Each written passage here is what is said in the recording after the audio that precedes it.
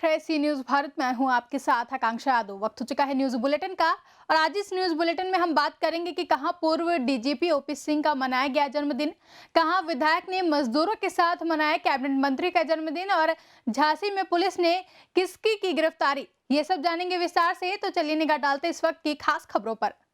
बता दें कि मुसाफिर खाना कोतवाली क्षेत्र के हड़गड़वा खौदिया गांव में आज दोपहर लगभग 2:30 बजे शॉर्ट सर्किट से भीषण आग लग जाने से 5 घर पूरी तरह जलकर राख हो गए हैं। जहां इन गरीब लोगों के पास रहने का कोई भी ठिकाना नहीं है, वहीं इस भीषण ठंड में वे सभी अपना जीवन यापन अब कैसे करेंगे, ये बड़ा सवाल है। क्या नाम है आपका? मुस्कान। ये जो आग लगी कैसे लगी? लाइट सर्किट की वजह से। कितने बजे लगी? 2:30 बजे। क्या क्या नुकसान हुआ? हमारा कपड़ा लत्ता खाना पीना शादी का सारा सामान नया नया सब जल गया। एक चिथरा भी हमारा नहीं बचा है। बर्तन वर्तन जो मिले थे, अभी शादी हुई 2-3 महीने हुए, सारा जल गया। तो कैसे बुझी आग? जैसे लगे मैंने आधी बाल्टी पानी मैंने डाला, मेरे बगल वाले वो ससुर लगते वो भी डाले, पर उतने में पकड़ आधा ज़्यादा जब बढ़ गया तब गाड़ी आई है पानी की, तब तक तो पूरा 5 घर जल गए। अमेठी से सी न्यूज संवाददाता राजेंद्र भारती की रिपोर्ट। उत्तर प्रदेश के पूर्व डीजीपी ओपी सिंह के जन्मदिन पर समाजसेवी पुनीता सोनी ने केक काटा। जहां समाजसेवी पुनीता सोनी ने फोन से बात कर पूर्व डीजीपी ओपी सिंह को जन्मदिन की बधाई दी, वहीं केक काट कर उनकी लंबी उम्र की कामना की है। बता दें इस अवसर पर सैकड़ों असहाय निराश्रित महिला एवं पुरुषों में कंबल वितरण किए गए। वहीं सिकंदरपुर चौराहे पर पूर्व डीजीपी ओपी सिंह के जन्मदिन पर भव्य कार्यक्रम का आयोजन हुआ। पुनीता सिंह सोनी, जिला महासचिव बलिया महिला प्रकोष्ठ, उत्तर प्रदेश। पूर्व डीजीपी ओपी सिंह के जन्मदिन पे हम लोग केक काट के सेलिब्रेशन किए हैं और गरीबों में कंबल वितरण किए हैं।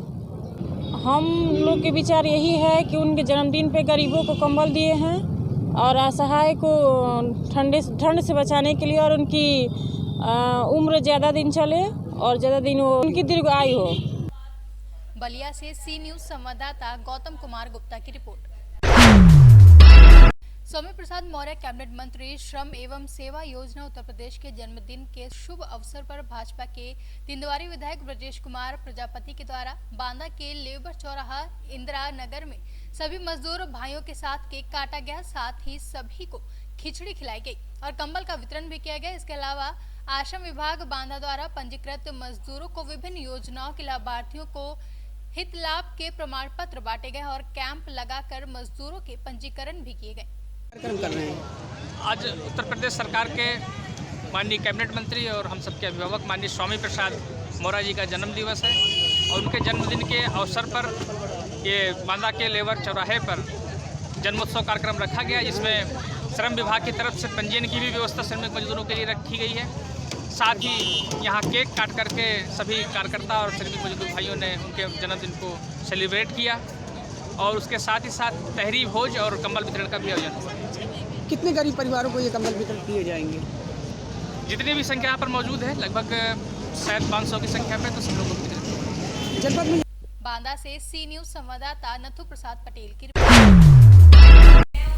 बांका जिले के सभी प्रखंड 2020 की विदाई में एवं नववर्ष 2021 के आगमन पर मौज मस्ती के साथ क्षेत्र के बूढ़े बुजुर्ग, नौजवान, बच्चे, महिला हो या पुरुष, सभी लोगों ने मौज मस्ती के साथ पुराने साल की विदाई और नववर्ष का स्वागत किया। यहाँ रात भर मौज मस्ती का सिलसिला चलता रहा। वहीं 2021 के प्रथम दिन से पिकनिक मनाने का सिलसिला भी शुरू हो गया है। बांका से सी न्यूज संवाददाता राकेश कुमार बच्चू की रिपोर्ट। गरीब और असहाय कन्याओं की सामूहिक विवाह का कार्यक्रम आगामी 21 मार्च को निर्धारित किया गया है, जहां हर साल की तरह असहाय व गरीब कन्याओं की शादी में शहनाई बजाने की तैयारियां जोरों पर हैं। वर वधू के चयन के लिए 5 सदस्यीय टीम का गठन किया गया है। यह निर्णय आरोही जन कल्याण संस्थान नौतन के आयोजित बैठक में लिया गया है, जहाँ बैठक की अध्यक्षता संघ के प्रखंड अध्यक्ष मुन्नीलाल पासवान ने किया। वहीं बैठक को संबोधित करते हुए हृदयानंद सिंह ने कहा कि आरोही संस्था के बैनर तले पिछले 2015 से असहाय कन्याओं की सामूहिक शादी का आयोजन कर नौतन में संस्था ने इतिहास रचने का काम किया है। आरोही जन कल्याण संस्था के नौतन के द्वारा पिछले 7 वर्षों से असहाय लड़कियों की शादी हम लोग करते आ रहे हैं, जो आज हम लोग यह बैठक किए हैं और सर्व समिति से तय हुआ है कि 21 मार्च 2021 को असहाय लड़कियों की शादी की जाए। जो आवेदन आएगी कमेटी के द्वारा जांच करके कि नाबालिग की शादी नहीं हो, बालिग हो, उसी की शादी हम लोग 21 मार्च को करने जा रहे हैं। जो हम लोग जनसंपर्क भी अब शुरू करेंगे हम लोग। बेतिया से सी न्यूज संवाददाता सतीश मिश्रा की रिपोर्ट। अंधठाड़ी गेहूं फसल को पटवन की जरूरत है, जहां नहर बितरनी में पानी नहीं है, जिसकी वजह से किसान काफी परेशान है। समय पर पटवन नहीं होने पर गेहूं फसल और किसानों की पूंजी डूबने का खतरा है। बताते चले कि प्रखंड परिक्षेत्र में पश्चिमी कोशी नहर की बितरनी और कई उप बितरनी है, जहां प्रखंड की अधिकांश पंचायतें सिंचित भूमि घोषित हैं। किसान सिंचाई कर अदा करते हैं, वहीं बेमौके ही नहर में पानी दिया जाता है, जिसकी वजह से किसानों की फसल को काफी नुकसान हो जाता है। मधुबनी से सी न्यूज संवाददाता मोहम्मद आलम की रिपोर्ट। टीकमगढ़ में भारतीय जनता पार्टी द्वारा एक प्रेस वार्ता का आयोजन किया गया, जहां इस दौरान टीकमगढ़ सांसद डॉक्टर वीरेंद्र कुमार खटीक ने कहा कि अनुसूचित जाति अन्य पिछड़ा वर्ग के आर्थिक रूप से पिछड़े वर्ग के व्यक्ति जो समाज की मुख्य धारा से जुड़ने से वंचित रह गए हैं, ऐसे लोगों को सामाजिक सशक्तिकरण के साथ साथ शैक्षिक एवं आर्थिक विकास के लिए हमारी सरकार प्रतिबद्ध है। सांसद ने मीडिया से कहा कि प्रधानमंत्री के नेतृत्व में सामाजिक न्याय मंत्री थावरचंद्र गहलोत के द्वारा अनुसूचित जाति के छात्र छात्राओं के लिए पोस्ट मैट्रिक छात्रवृत्ति 1100 करोड़ से बढ़ाकर 6 करोड़ रुपए की गई है, जिससे छात्रों की शिक्षा की गुणवत्ता में बढ़ोतरी हो सके।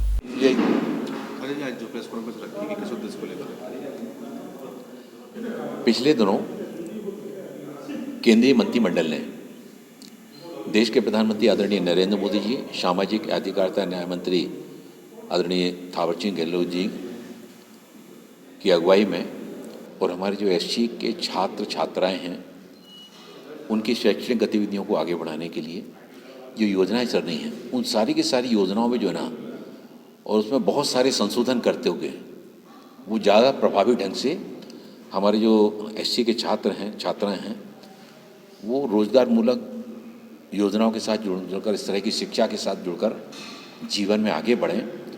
और इसके साथ ही साथ जो हमारे इस क्षेत्र के जो निःशक्त जन हैं, भिक्षावृत्ति से जुड़े हुए लोग हैं, उभयलिंगी लोग हैं, हमारे वृद्धजन हैं, ऐसे सारे लोगों के लिए जो शासन की योजनाएं चल रही हैं उन योजनाओं में और बहुत सारे परिवर्तन किए गए। परिवर्तनों का मुख्य जो सोच है कि जो हमारे वृद्धजन हैं, वृद्धजनों को उनके स्वास्थ्य, उनकी देखभाल के साथ ही साथ उनको जो है ना जो उपकरणों की आवश्यकता पड़ती है निःशक्त जनों को, वो उपकरण भी उपलब्ध कराए जाएं और इस तरह की गतिविधियों को आगे बढ़ाया जाए कि वो अपने आप को जो है ना कि हम जो है ना हम आज भी जो है ना समाज के और परिवार के लिए उतने ही उपयोग हैं। ऐसे ही भिक्षावृत्ति से जुड़े हुए लोग हैं उनके लिए भी जो है ना वहाँ से निकाल करके जो है ना और व्यावसायिक प्रशिक्षण देकर उनको जीवन में आत्मनिर्भर बनाने की दिशा में आगे बढ़ाया जाए।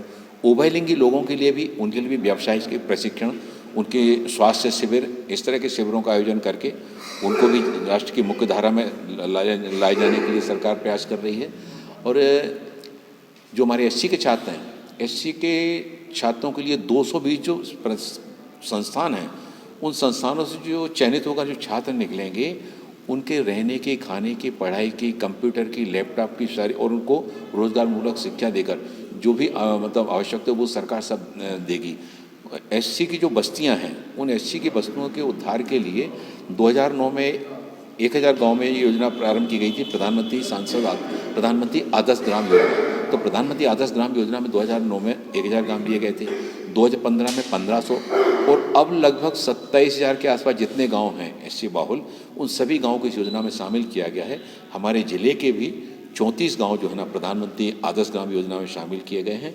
छतरपुर जिले के भी 12 गांव जो हमारी लोकसभा में आते हैं वो इस योजना में लाए गए हैं, जहां पर के मतलब पेयजल का है, शौचालय है, वहां पर बीपीएल के परिवार में, उनके परिवारों में बिजली, स्ट्रीट लाइट और ऐसी सारी योजनाओं के माध्यम से उन गाँव का जो है ना आमूल परिवर्तन करने के साथ ही साथ एडिप योजना के माध्यम से जो हमारे निःशक्त जन हैं उन निःशक्त जनों को और जो हमारे